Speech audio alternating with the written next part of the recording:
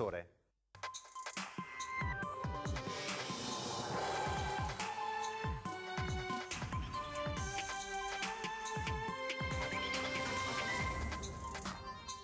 Firmata l'ordinanza regionale in linea con il DPCM, proroga di alcune misure, confermato l'obbligo delle mascherine per uscire, apertura degli spostamenti sul territorio regionale, novità per allenamenti e attività sportive. Con il ritorno al lavoro di 1 milione di veneti ci aspettiamo un aumento fisiologico dei contagi, dice Zaia, ma se aumenteranno troppo torneremo al punto di partenza e loda i giovani sentinelle, hanno capito più degli adulti. Fase 2 sui mezzi pubblici, ecco come si viaggerà su treni e autobus, capienza limitata, entrate e uscite separate, biglietti su prenotazione, distanziamento e mascherine. Nonostante le indicazioni della prefettura, continuano le proteste di piazza di artigiani e commercianti. A Cornuda le forze dell'ordine identificano i presenti. A Treviso un'anticipazione della manifestazione prevista domani alle 18. Tutto pronto per il maxi screening al Pala Verde dalla mattinata di domani. Per 10 giorni 13.000 persone saranno sottoposte al test serologico, dai dipendenti pubblici ai rappresentanti delle forze dell'ordine fino ai cassieri. Dramma a Castello di Godego, esce in bici per prendere un po' d'aria dopo settimane in casa. 74enne colto da maloro cade e batte la testa sull'asfalto. Il senso civico della comunità di Vo merita una medaglia d'oro al valor civile. Proporrò il Leone del Veneto 2020 per i cittadini. Zaia omaggio il comune, dove è partito il terzo screening epidemiologico su base volontaria. Qui ci sentiamo a casa nostra, dobbiamo fare la nostra parte. Così la comunità kosovaro-albanese di Guido di Treviso dona 12.000 euro al comune per far fronte all'emergenza coronavirus.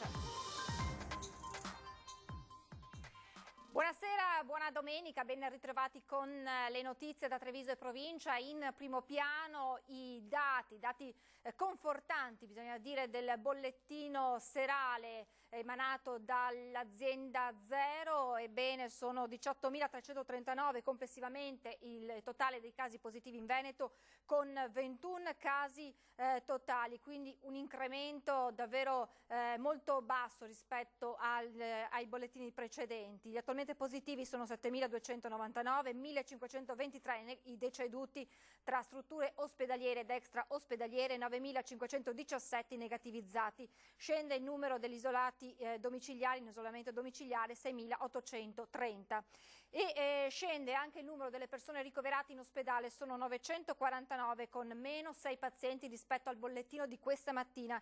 E per quanto riguarda la terapia intensiva ci avviciniamo alla soglia dei 100 ricoveri, sono infatti 101 le persone che si trovano in questo momento in terapia intensiva, nelle terapie intensive Covid, con meno 2 pazienti, 355 negativizzati, 2.701 i dimessi e cresce di 5 unità il numero dei deceduti. Siamo arrivati negli ospedali veneti a 1.189 persone che hanno perso la vita a causa del coronavirus.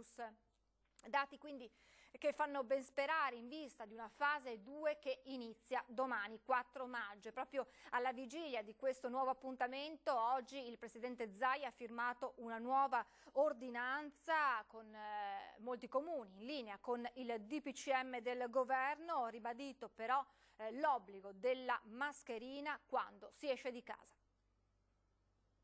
Se questi due numeri aumentano in maniera importante, non in maniera diciamo fisiologica, ma importante, perché un po' di ripresa ce l'aspettiamo anche, ma se aumentano in maniera importante vuol dire che si torna, come al gioco dell'oca, alla casella di partenza.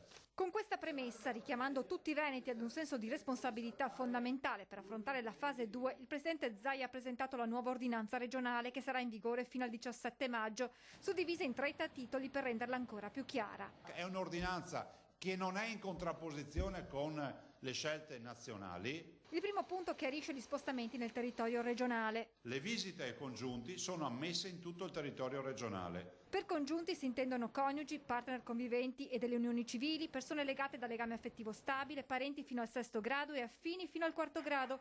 Secondo punto, il distanziamento. Il distanziamento non si applica tra persone conviventi. Rispetto al DPCM, nell'ordinanza resta l'obbligo dei dispositivi come misure di prevenzione nell'intero territorio regionale. In tutti i casi dell'uscita della proprietà privata, cioè quando vado fuori di casa, tradotta in pratico, è obbligatorio l'uso della mascherina o altro strumento di copertura di naso e bocca, di guanti o liquido igienizzante. Per coloro che svolgono attività motoria intensa non è obbligatorio l'uso della mascherina, salvo l'obbligo di utilizzo alla fine dell'attività stessa. Esonerati dall'uso della mascherina i bambini sotto i 6 anni e le persone con disabilità. Altro capitolo riguarda l'attività motoria, consentita individualmente o con componenti del nucleo familiare. È anche consentito spostarsi con mezzi pubblici o privati per raggiungere il luogo in cui praticare questa attività all'interno della regione. Se uno fa arrampicata da solo, ciappa la macchina, va sotto la montagna e va su per le rocce. Nei limiti del territorio regionale, sempre il confine regionale. È consentita l'attività agonistica individuale nel rispetto del distanziamento di almeno 2 metri per atleti professionisti e no, di sport individuali e non individuali, anche presso impianti sportivi al chiuso o all'aperto, ma a porte chiuse. Se Federica Pellegrini deve allenarsi, può farlo e possono farlo tutti coloro che hanno necessità per agonismo, che sia professionale o no, di allenarsi piuttosto che in piscina, senza ovviamente avere assembramenti con ovviamente la modalità dell'individualità. Ribadito lo spostamento in giornata verso le seconde case per attività di manutenzione, confermata anche la riapertura di parchi, giardini e ville pubbliche. Confermiamo che è disposta la chiusura nei giorni festivi degli esercizi commerciali di vendita di generi alimentari, apparecchi di elettronici, telefonici, di elettrodomestici, ferramenta, illuminazione, fotografia, salva la vendita a domicilio o per asporto. Nell'ordinanza si conferma negli esercizi commerciali l'obbligo di mascherina, guanti, distanziamento sociale e una persona per nucleo familiare. Viene poi ribadito che è ammesso il commercio con consegna a domicilio, la vendita di cibo a domicilio e la vendita di cibo da asporto. Capitolo a parte per l'utilizzo dei veicoli privati con passeggero. Se ci carichi il tuo nucleo, i tuoi conviventi, è come fossi in casa, non cambia nulla. Se invece ci carichi, vi faccio sintesi senza leggervelo tutto, dei conoscenti, degli amici o qualcun altro, allora se è un'auto che va con dei lavoratori deve applicare le regole previste nell'accordo per i lavoratori.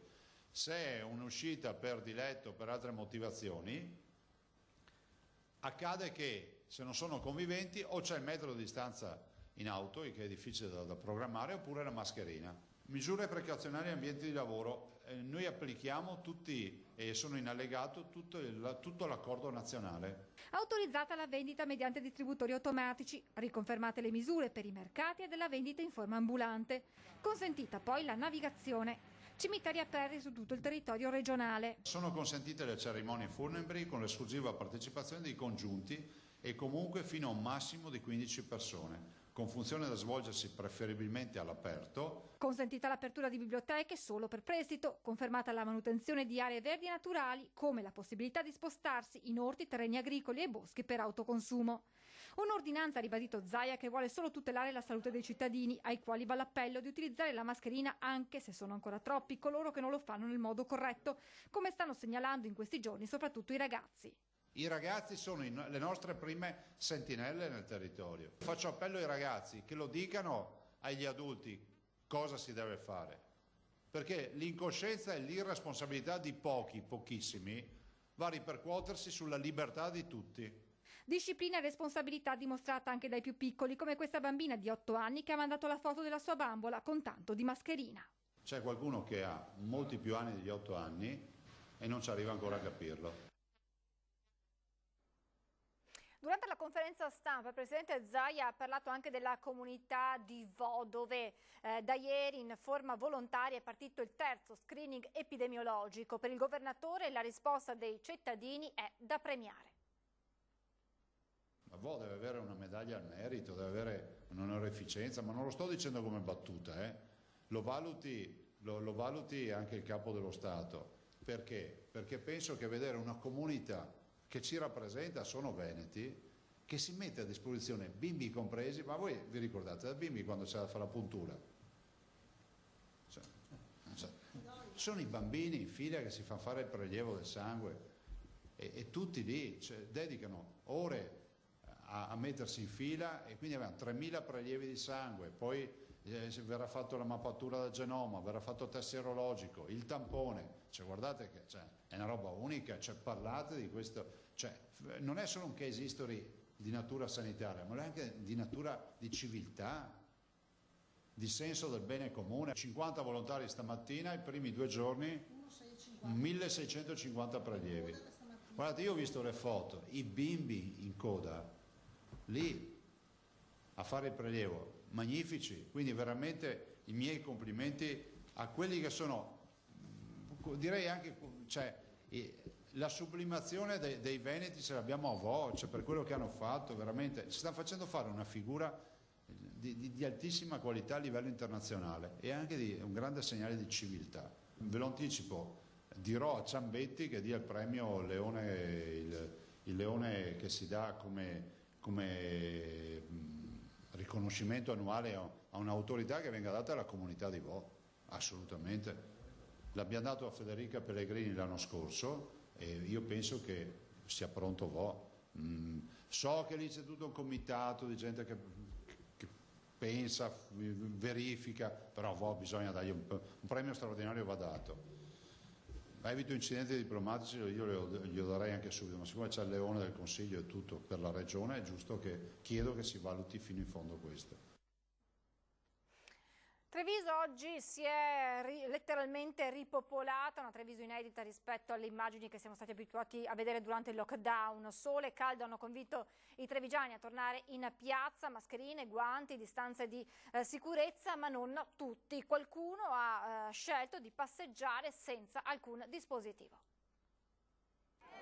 Una piazza di signori come non eravamo più abituati a vedere. Complice il bel tempo, questa mattina il salotto buono di Treviso era così. Siamo in Piazza dei Signori domenica mattina, come potete vedere l'afflusso di gente è notevole, guardate arrivano mascherine sicuramente sul viso, i guanti poco e niente, però ci sono ancora persone, le abbiamo incontrate arrivando qui in piazza, che non avevano la mascherina sul viso. Mascherine che coprivano bocca e naso e distanze di sicurezza. Il più delle persone hanno rispettato le regole, molti ma non tutti. C'è stato anche chi ha pensato che i dispositivi non fossero necessari, violando le ordinanze. È uscito abbastanza, per fortuna, dai, un po' di movimento con le dovute precauzioni, speriamo non tutti, come si può ben vedere, però. Esatto, abbiamo trovato anche molte persone che non avevano la mascherina. Infatti, purtroppo non si riescono a convincere che dopo, se torniamo indietro, ci rimettiamo tutti ancora. Il rischio è proprio che qualora tornassero ad aumentare i contagi, si tornerebbero ad avere nuovamente restrizioni più rigide, ma la gente oggi vuole guardare avanti e godersi il sole ed il caldo. Per mia grande fortuna io mi muovo con il cane, faccio la passeggiatina e basta, vado a casa, abito in centro. Che effetto le fa vedere tutta questa gente già fuori? Per fortuna, dai, avanti. 2 mesi a casa non sono pochi e la gente, un po' sentendo Zaia che ha dato l'autorizzazione a muoversi. Da domani però? Sì, qualcuno ha anticipato di qualche ora. Lei dice 24 ore non cambia? No, assolutamente. Direi che da oggi a domani 24 ore. Speriamo di continuare, altrimenti facciamo un passo indietro, però stare da 2 mesi a casa, specialmente con persone che hanno bambini piccoli, è difficile, è veramente faticoso. Speriamo che i trevigiani si comportino bene. Intanto prosegue ormai da giorni la protesta di artigiani e commercianti in diverse piazze della Marca. Anche oggi domenica in tanti comuni è andata in scena la protesta, anche a Cornuda. Vediamo nelle immagini il sindaco di spalle mentre ascolta quelle che sono le posizioni appunto dei commercianti e degli artigiani del suo comune davanti alla sede municipale. Tutti lo vedete anche dalle immagini con la mascherina, eccoli qui, e insomma rispettando le misure. Questo però, la presenza di tante persone ha richiamato l'attenzione delle forze dell'ordine con l'arrivo dei carabinieri che sono intervenuti per identificare i presenti. Quindi vedremo se questo avrà poi degli strascichi, ci saranno appunto ulteriori novità da questo punto di vista. Anche in Piazza dei Signori a Treviso, commercianti che si sono ritrovati per annunciare la manifestazione che andrà in scena domani nel tardo pomeriggio, e in segno di solidarietà si sono uniti anche i cittadini. Distanziati l'uno con l'altro, ma insieme cittadini e commercianti hanno voluto far sentire la loro voce, chiavi in mano, poi l'applauso liberatorio. Cittadini solidali? Cittadini solidali, siamo con loro. Speriamo che serva a qualcosa. Non è solo il riaprire, il fatto è proprio che economicamente non ci stiamo dentro. Io parlo per me che sono piccolissima, ma vedo anche amici che hanno 3 o 4 negozi che devono pagare affitti, è tutto insostenibile. Soprattutto anche se apriamo subito non ci sono soldi, non c'è liquidità in giro, per cui sarà difficilissimo. Domani manifestazione, oggi avete anticipato insieme ai cittadini solidali con voi. Assolutamente, volevamo partecipare a questa manifestazione estremamente pacifista solamente per dimostrare a tutti che siamo in estrema difficoltà. Tutti insieme cerchiamo di fare qualcosa perché la situazione è davvero difficile e anche ingiusta. Noi abbiamo soltanto voglia di lavorare, speriamo che ce lo permettano e continueremo a batterci perché è anche un nostro diritto e perché ci sono tante persone che vivono in questo momento con grande disagio. L'appuntamento è per domani alle 18, quando i commercianti torneranno in piazza per manifestare. Sarà tutto quanto assolutamente sicuro, sarà una manifestazione tra virgolette silente per far sentire la nostra voce e ormai tutti quanti sono a conoscenza delle difficoltà che sta subendo il nostro settore, gli aiuti non arrivano e noi abbiamo assolutamente bisogno di risolvere, non più con le chiacchiere, perché la potenza di fuoco che c'era stata annunciata si è rivelata semplicemente un fiammifero bagnato. Le iniziative intanto stanno continuando in ogni comune. Questa mattina ad Orsago commercianti ed artigiani hanno sfilato fino in piazza. La chiusura di un altro mese, dicono, metterebbe ancor più in ginocchio e a dura prova le attività economiche del paese, con il rischio concreto di uno scenario che vedrà molti non riaprire. Vogliamo, dicono, lavorare.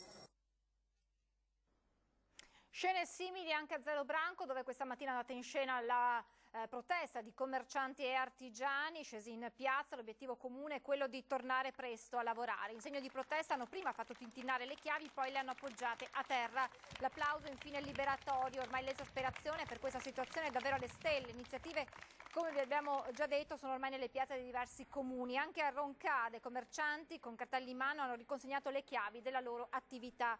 Un altro mese, dicono, e rischiamo di non poter più riaprire. E ancora altra manifestazione a Montebelluna, si sono radunati davanti al municipio alla presenza del sindaco Marzio Favero che ha ascoltato le loro proteste. Poi anche loro hanno consegnato al primo cittadino le chiavi delle attività. E di fronte alla crisi provocata dal coronavirus, l'appello del vescovo di Treviso, Tomasi. A Castelfranco sono aumentati di oltre il 30% le famiglie in difficoltà. La Caritas sta facendo quello che fa, anche molti laici si stanno muovendo. Quale deve essere, secondo lei, la strada che dobbiamo percorrere per cercare di trovare una soluzione a questa crisi che rischia di essere veramente uno tsunami? Io soluzioni tecniche faccio fatica a darle, però io sono convinto di una cosa e di questo sono veramente fermamente convinto. Non dobbiamo impantanarci adesso, ci siamo fermati e piano piano, secondo le norme, secondo le regole, con tanta pazienza anche dobbiamo ripartire, ma dobbiamo fare in modo che le persone che ripartano possano avere gli strumenti per farlo e che quelli che sono purtroppo ancora fermi non vengano lasciati da soli. Ci sono costi fissi, ci sono problematiche, ci sono questioni che toccano gli imprenditori, gli artigiani, i lavoratori, tutti quanti. Dobbiamo stimolare un grande circuito di solidarietà. Le istituzioni devono fare quello che hanno promesso e se però questa via è troppo lenta, anche la società civile deve darsi da fare e mettersi del suo. È il momento di fermarci per qualche istante di pubblicità, tra poco.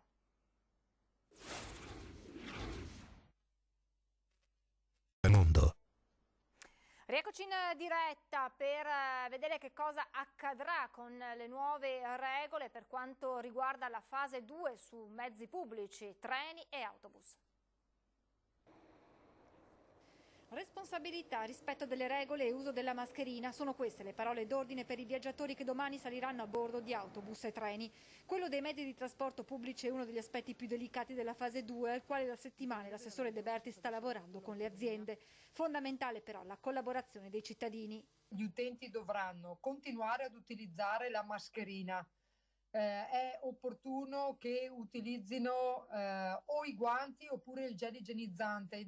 Gli autobus viaggeranno con una capienza notevolmente limitata. Su autobus da 12 metri a fronte di passeggeri tra in piedi e seduti di numero 97 normalmente porteranno 9 persone, invece per quanto riguarda l'urbano, invece per quanto riguarda l'extraurbano a fronte di una capacità di 79 persone ne porteranno 15. Raccomando veramente gli utenti di sedersi solo dove è indicato che ci si può sedere, organizzati con delle porte di sola entrata e sola uscita per evitare che i flussi di utenti si incrocino tra di loro. Distanziamento sociale che sarà necessario anche alle fermate degli autobus. Le aziende stanno lavorando a questo pensando al possibile posizionamento di segnaletica orizzontale. A bordo non sarà più consentito acquistare il biglietto, verrà incentivato il ticket online. Resta poi il problema del rispetto delle misure. Al ministro, spiega l'assessore De Bertis, è stato posto il problema dei controlli a bordo. Gli autisti avranno la possibilità di segnalare alle forze dell'ordine comportamenti vietati, a partire dal mancato utilizzo della mascherina, come, stando a numerose segnalazioni, sta accadendo ancora troppo spesso sugli autobus.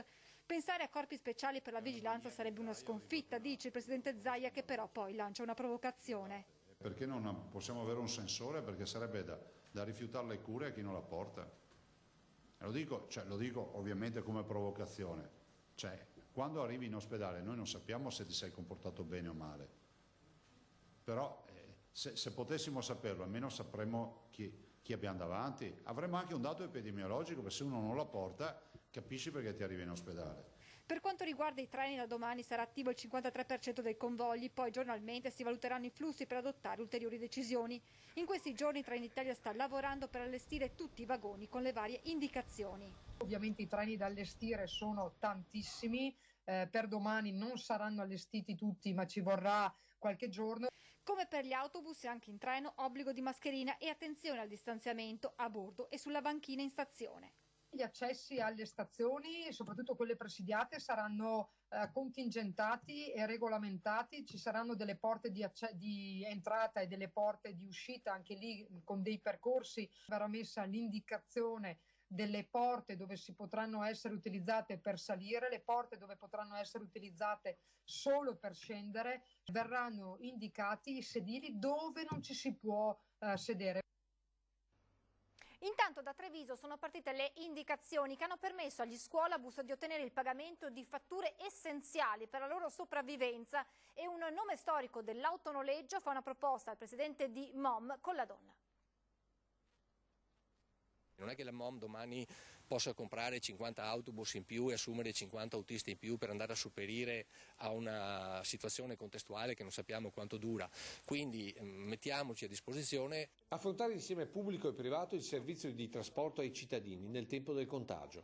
E questa è la proposta di Adriano Battistuzzi, un volto storico dell'autonoleggio vittoriese, al presidente di MOM Giacomo Colladon. Due storie simili, partite il primo all'ATM di Vittorio Veneto e il secondo alla CTT di Treviso, e tutte e due con un'unica passione: far funzionare il trasporto passeggeri su gomma migliorandolo giorno per giorno. Ecco perché Adriano ci fa vedere questo bus a 2 piani, €500.000 per 90 posti. I costi di gestione sono molto simili ad un mezzo da 50 come gli autobus, ma con le limitazioni del contagio può portarne 40 contro i 15 dei mezzi MOM. Uno solo dei tanti motivi per collaborare assieme. Certo che ci saranno da stabilire delle regole, il come, il chi, il quando, il come, chi gestisce, il quanto potranno corrisponderci come compenso, e il quando potranno pagarsi. Per Battistuzzi la regia potrebbe essere affidata alla Regione, perché con lui potrebbero esserci molte altre aziende del settore a mettersi a disposizione nelle 7 province venete. Vorremmo instaurare questo rapporto di pace che abbiamo fatto con i comuni, se possibile instaurarlo anche con la MOM. La pace in questione riguarda i contratti per gli scuolabus che, grazie proprio alle consulenze di Battistuzzi a Roma, verranno onorati dai comuni con risorse specifiche dello Stato. Ma siccome l'onestà veneta è onore e vanto, conclude Battistuzzi, noi non vogliamo tutto. La legge dice che i comuni ci devono pagare il 100% del servizio che non abbiamo fatto. Quindi noi ci siamo sentiti, io in prima persona, poi anche diffondendo questa notizia a tutte le aziende che si sono a noi così affidate, di praticare uno sconto del 30%. Soldi che però lo Stato non vuole indietro e che andranno ai comuni. Il comune sa, il sindaco sa chi vive in difficoltà e chi può permettersi invece di pagare tutto al 100%, quindi non interferiamo su quelli che saranno il destino di questi soldi. Il nostro compito era quello di andare incontro ai comuni.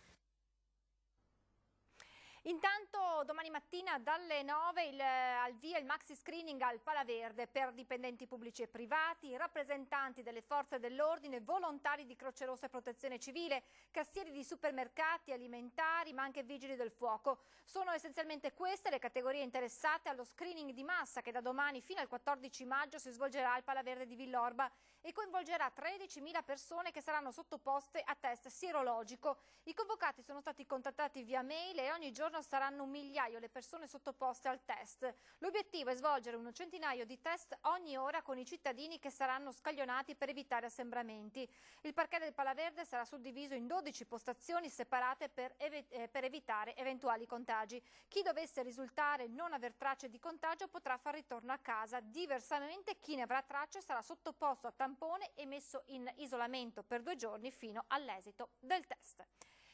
E da domani cambiano molte cose anche negli ospedali con visite, esami e prestazioni sanitarie con tante novità. Sentiamole.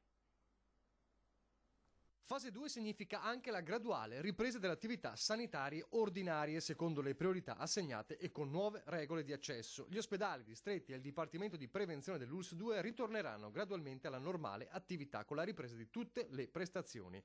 La riapertura però avverrà per step e con nuove regole di accesso ai servizi per limitare la possibilità di contagio e prevenire gli assembramenti. L'invito per questo è quello di accedere alle strutture sociosanitarie solo per effettiva necessità, indossando mascherine e guanti, in alternativa gel per disinfezione delle mani. Nello specifico l'accesso all'ospedale è consentito esclusivamente a coloro che devono usufruire di prestazioni sanitarie urgenti o programmate, devono far visita a un ricoverato, devono usufruire di prestazioni farmaceutiche.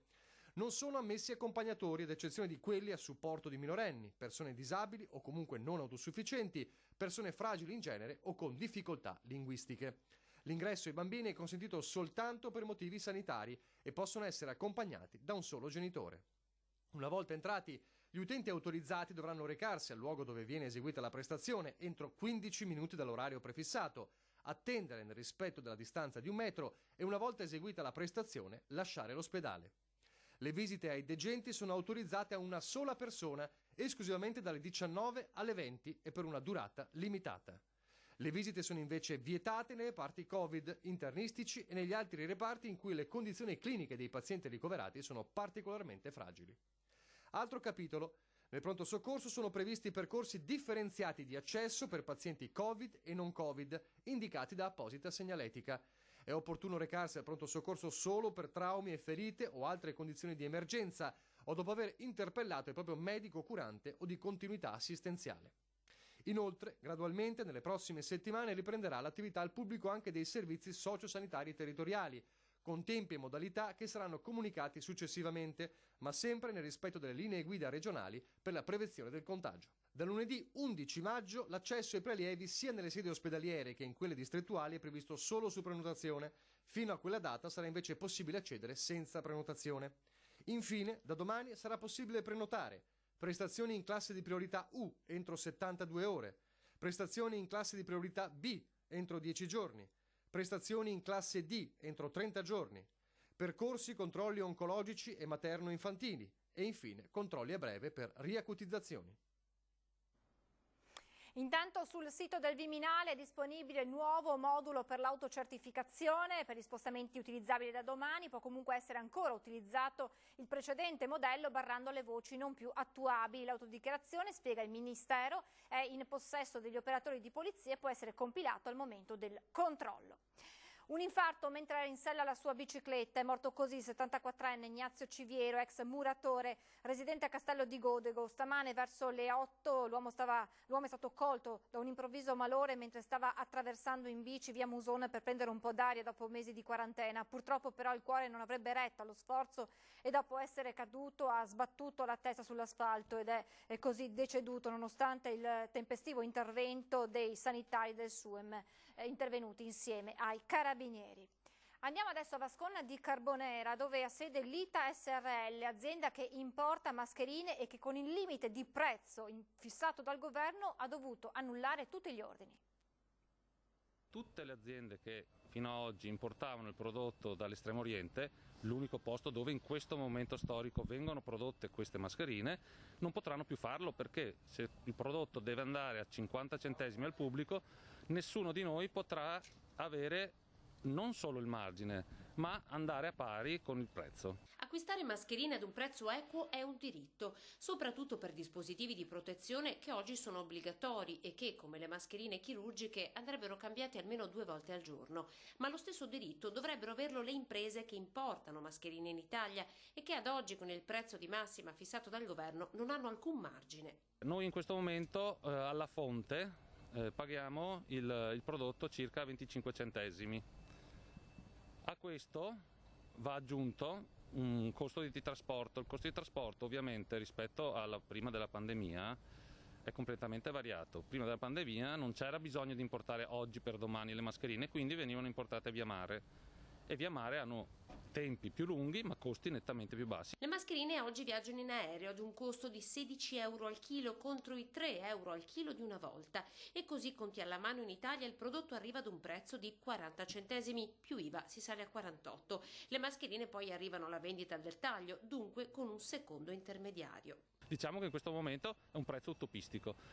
Altri paesi, tipo la Spagna, hanno imposto dei prezzi completamente diversi. In Spagna il prezzo al pubblico è di 96 centesimi, che è quasi il doppio. In Spagna, al contempo, ogni farmacia ha l'obbligo di dare 2 mascherine a persona al mese gratuitamente. Queste mascherine sono pagate dallo Stato. Fabbrini, dopo aver chiesto ai partner cinesi di abbassare il prezzo, ha dovuto annullare tutti gli ordini. Fare un lavoro per rimetterci già in un momento in cui hai un calo del fatturato del 50%? Assolutamente no. Se fosse una situazione dove il governo avesse imposto un ricarico, allora sarebbe già stato diverso. Cioè, oltre a quel ricarico diventa speculazione. Va bene, allora ci sta.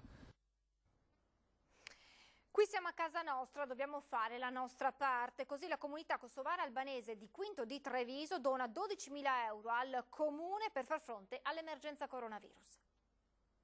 Noi siamo molto contenti perché siamo come a casa nostra e vogliamo ringraziare.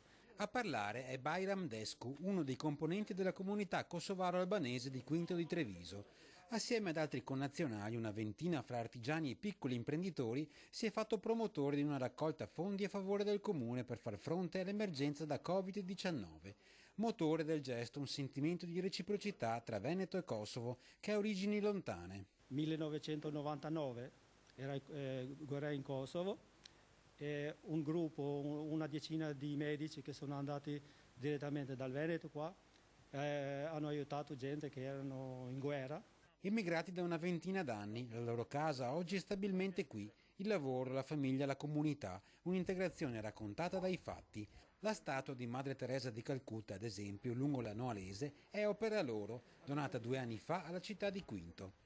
Quando è scoppiata l'epidemia, Imer, titolare di una pizzeria, ha offerto le pizze ai volontari della protezione civile. Becchim Bessimi, invece, è un'azienda edile e di restauro della palladiana Villa Emo porta anche il suo nome. E siamo tanti imprenditori kosovari albanesi che siamo sentiti in dovere di fare questo gesto, si è dato questa opportunità e siamo stati pronti. Magari abbiamo fatto poco, però quello che abbiamo potuto abbiamo fatto. La comunità kosovara albanese a Quinto oramai ha dimostrato di essere integrata e fare parte di tutto il sistema Quinto di Treviso, e quando è partita l'epidemia e quindi ci siamo mossi con i volontari e quant'altro, loro sono sempre stati pronti a dire ci siamo, se volete vi diamo una mano. 12.000 euro la somma raccolta e consegnata idealmente stamattina nelle mani del sindaco Stefania Sartori. Soldi che andranno alle famiglie più bisognose dopo che i 60.000 euro in buoni spesa erogati dal governo sono già stati esauriti. Quindi adesso saremo molto in difficoltà nell'aiutare le prossime famiglie che verranno a chiederci aiuto, e quindi con queste donazioni potremo fare ancora qualcosa per le nostre famiglie appunto in difficoltà. E ad aver accusato maggiormente delle limitazioni di questi mesi sono soprattutto le famiglie e i malati di Alzheimer. Per dare loro sostegno all'ISRA di Treviso si è concretizzata un'idea tutta virtuale. L'ISRA segue in collaborazione con l'ASL di Treviso ben 650 famiglie che hanno malati di Alzheimer. In più attua 5 caffè Alzheimer in tutta la provincia di Treviso. Questi caffè Alzheimer sono venuti meno causa Covid-19. Buongiorno a tutti, siamo Federico e Angela e inaugureremo quest'oggi uno degli appuntamenti di questa pagina dedicati alle buone prassi di cura. L'obiettivo è quello di condividere con voi alcune strategie che possono facilitare l'assistenza a casa della persona con demenza. In tempi di coronavirus anche l'assistenza a famiglie e malati di Alzheimer ha dovuto affrontare il percorso virtuale. Il primo caffè Alzheimer online d'Italia per il momento, dove verranno ricreati degli appuntamenti simili a quelli in presenza. E se questo fino ad un paio di mesi fa si faceva dal vivo, ora e purtroppo con una lunga previsione sarà via computer. Ogni settimana io e altri collaboratori terremo una diretta tramite la pagina Facebook del Centro Specialistico delle Demenze, dove ricreare un contesto di caffè Alzheimer. Il familiare o la badante o anche l'operatore di cura che ha piacere di partecipare a questi incontri semplicemente può connettersi alla pagina e anche commentare in diretta quello che accade. Per chi non dovesse avere Facebook, i filmati saranno comunque disponibili sul sito di ISRA, oppure se qualcuno ne fa richiesta possiamo mandarli tramite WhatsApp al telefonino. Questo è anche un modo per aiutare praticamente le famiglie a reggere in questa situazione così anomala. Un'idea tutta trevigiana che si sta già muovendo nel mondo. I filmati che abbiamo messo nella pagina come presentazione dell'iniziativa sono stati visti da più di 2000 persone, non solo nel territorio locale ma addirittura oltre confine. Abbiamo ricevuto dei commenti anche dalla Francia. E siamo alla nostra rubrica Bimbi in TV. Stasera vediamo i video di Nicola e Sara di Zenson di Piave, Nicolò di Castelfranco, Tommaso e Alberto di Maserada, Alice e Nicolò ancora da Maserada e Alberto di Maser.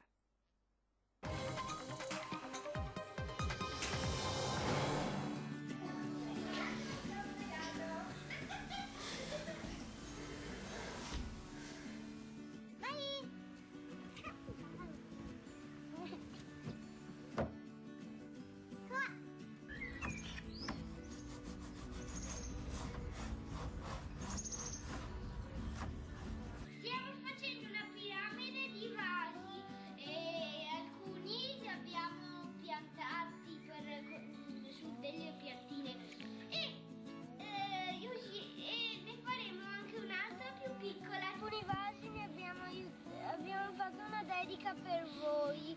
Ciao!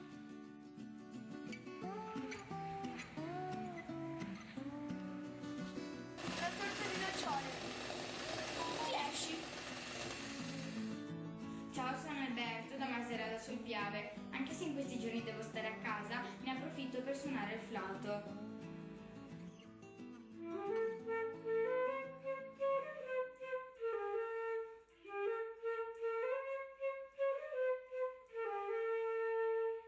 E ricordate che andrà tutto bene.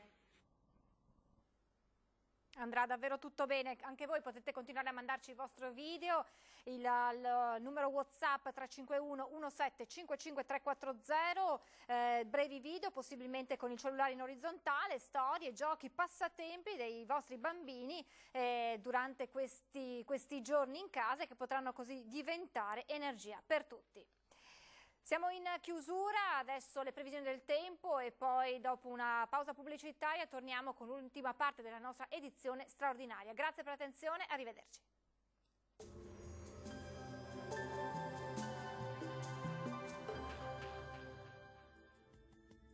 Un nuovo aggiornamento meteo, ben ritrovati. Inizio di settimana senza grandi novità dal punto di vista atmosferico, prevale ancora l'alta pressione sul nostro territorio. Il dettaglio di lunedì 4 maggio. Sul Veneto sarà per lo più soleggiato, vedete infatti non sono previste precipitazioni degne di nota. Il cielo si presenterà sereno o al massimo poco nuvoloso un po' su tutti i settori della nostra regione. Temperature minime tra 8 e 13 gradi, massime comprese invece tra i 20 e i 25 gradi. Ci spostiamo ora sul Friuli Venezia Giulia, anche qui il tempo sarà stabile con qualche annuvolamento sui monti ma senza ulteriori conseguenze. Temperature minime fino a 13 gradi, massime invece tra i 21 e i 23 gradi. Infine poche novità sul Trentino Alto Adige, anche qui prevalenza di sole anche se con qualche breve pioggia sui settori alpini di confine. Temperature minime sui 10 gradi, massime fino a 25 gradi, quindi clima molto mite. Dal meteo di Antenna 3 per ora è tutto, grazie per l'attenzione, arrivederci al prossimo aggiornamento.